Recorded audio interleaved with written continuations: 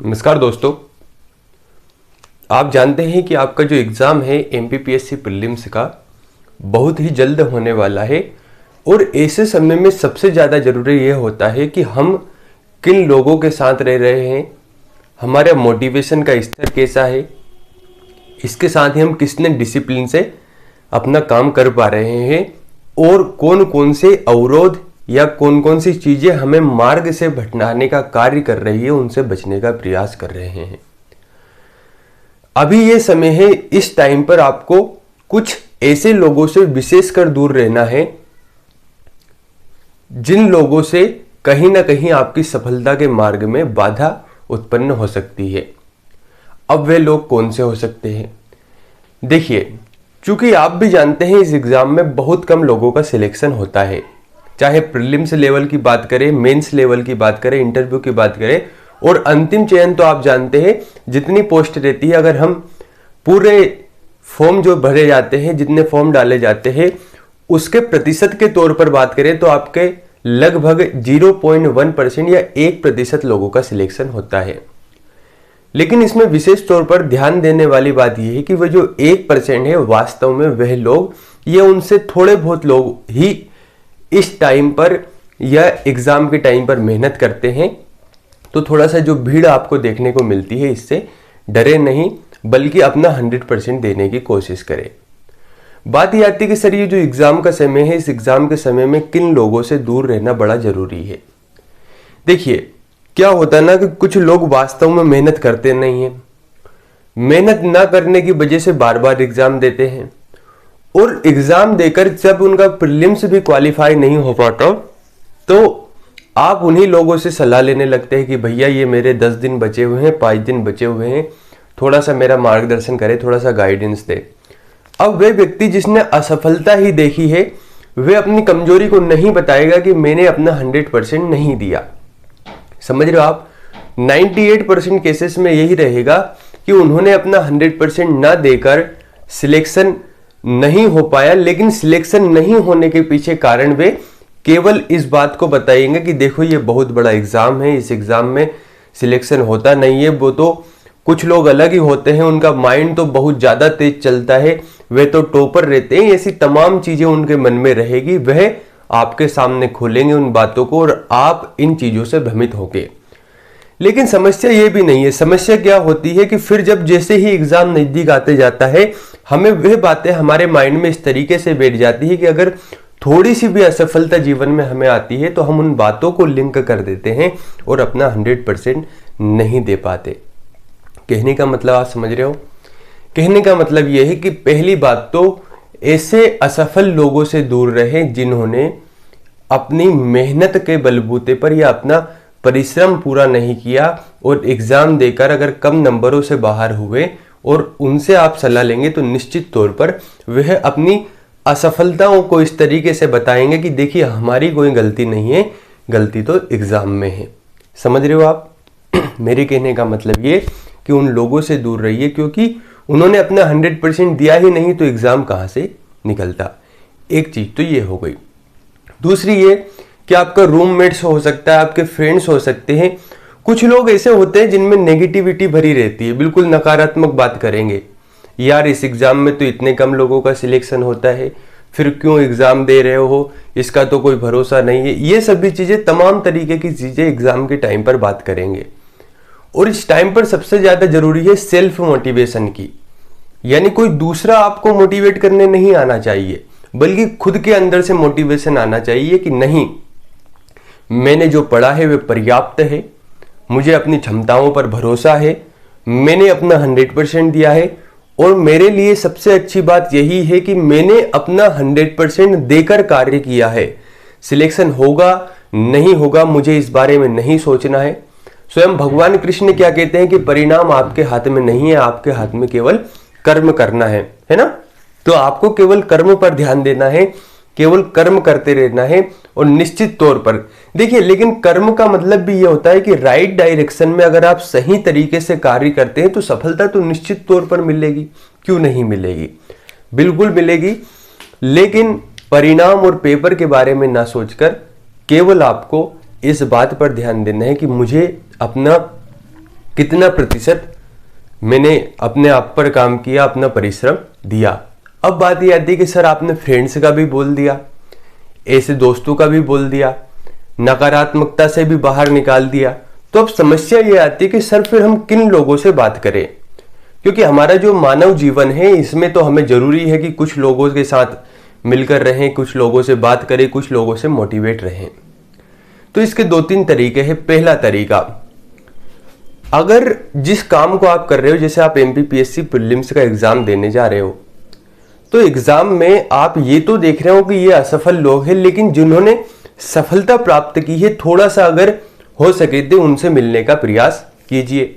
उससे क्या रहेगा, एक मोटिवेशन आपके अंदर आएगा और एक मन में बात आएगी कि यार अगर ये कर सकता है तो मैं भी कर सकता हूं।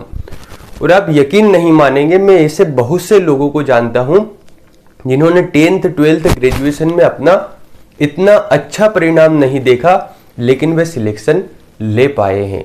कहने का मतलब आपके 12th या यहाँ पर ग्रेजुएशन के परसेंटेज जो रहते हैं उससे कोई फर्क नहीं पड़ता, बस आप कितने शिद्दत के साथ, कितनी लगन के साथ इस एग्जाम को लगे रहते हैं, देते रहते हैं।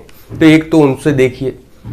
दूसरा ये आप कर सकते हैं कि आप, चूंकि आप मोबाइल चला रहे हैं, सूचना क्रांति के युग में है, इंफॉर्मेशन के युग में है, जहां पर सूचनाएं आपके पास इतनी है कि आप कुछ भी जान सकते हैं। तो दूसरा जो सामान्य सा कार्य आप कर सकते हैं वे ये कि मोटिवेशन स्टोरीज पढ़ना शुरू कीजिए। 5-10 मिनट लगेगा किसी स्टोरी को पढ़ने में, लेकिन आप देखेंगे कि यार किसी व्यक्ति ने सफलता प्राप्त की है तो किस लेवल से, कितने जीरो लेवल से आकर उन्होंने अपने आप को इतने अच्छे मुकाम पर पहुंचाया, और अगर वह कर सकते हैं तो मेरा तो इतना अच्छा लेवल है, मैं क्यों नहीं कर सकता। ठीक है, तो एक तो जो सिलेक्टेड हो चुके हैं उनसे बात कीजिए, दूसरा कुछ मोटिवेशन स्टोरीज पढ़िए। तीसरी जो सबसे महत्वपूर्ण चीज है वह ये कि अपने माता पिता से जरूर बात कीजिए। मैंने अधिकतर विद्यार्थियों को देखा कि जब बाहर पढ़ने के लिए जाते हैं तो अपने दोस्त से रोजाना बात करते हैं, अपने किसी भी बात करें, किसी से भी यहाँ पर रोजाना बात करते हैं, दोस्तों के साथ उठना बैठना, चाय पीना, हर चीजें करते हैं, लेकिन माता पिता से डेली बात नहीं करते। अरे भाई, वो आपके माता पिता है, वो कभी आपका हित नहीं चाहेंगे। माता पिता ही ऐसे हैं जो हो सकता है कि आपसे थोड़ा सा कभी कभी कठोरता से बात कर लिए हो, लेकिन उस कठोरता में आपका ही भला है, इसलिए उन्होंने इस तरीके से बात की हो, लेकिन हमें उस समय ये समझ में नहीं आता। किसी ने कहा था कि जो अपने माता पिता की डांट नहीं सुनता वे फिर लोगों की डांट सुनता है। कहने का मतलब ये कि जो अपने माता पिता की डांटों पर ये सोचता है कि यार इन्होंने मुझे क्यों डांट दिया, तो दुनिया फिर उसको डांटती है। तो बेहतर है कि दुनिया डांटे, क्योंकि जब दुनिया डांटेगी ना तो वह आपसे सहन होगा नहीं। तो उससे बेहतर है कि माँ बाप की डांट सह ली जाए, और माँ बाप कभी भी नहीं चाहेंगे कि आपका बुरा हो, वे तो हमेशा आपके हित की बात करेंगे, हमेशा आपके अच्छे की बात करेंगे। और दूसरी बात ये, उनको आपके सक्सेस के अलावा उनको कुछ नहीं चाहिए। अगर आप किसी दूसरे व्यक्ति से मिलेंगे, मान लेते हैं वह आपकी सफलता की बात करता है, तो हो सकता है कि आपकी सफलता के बदले उसे कुछ चाहिए, लेकिन केवल आपके माता पिता ऐसे हैं जिन्हें आपकी सफलता के बदले कुछ भी नहीं चाहिए। इसे कहते हैं निस्वार्थ प्रेम, यानी उनका कोई स्वार्थ ही नहीं है, आपके सक्सेस होने में ही उनका भला है। कहने का मतलब समझ रहे हो आप, कि अगर आपने सफलता प्राप्त कर ली तो इससे ज्यादा उन्हें क्या चाहिए।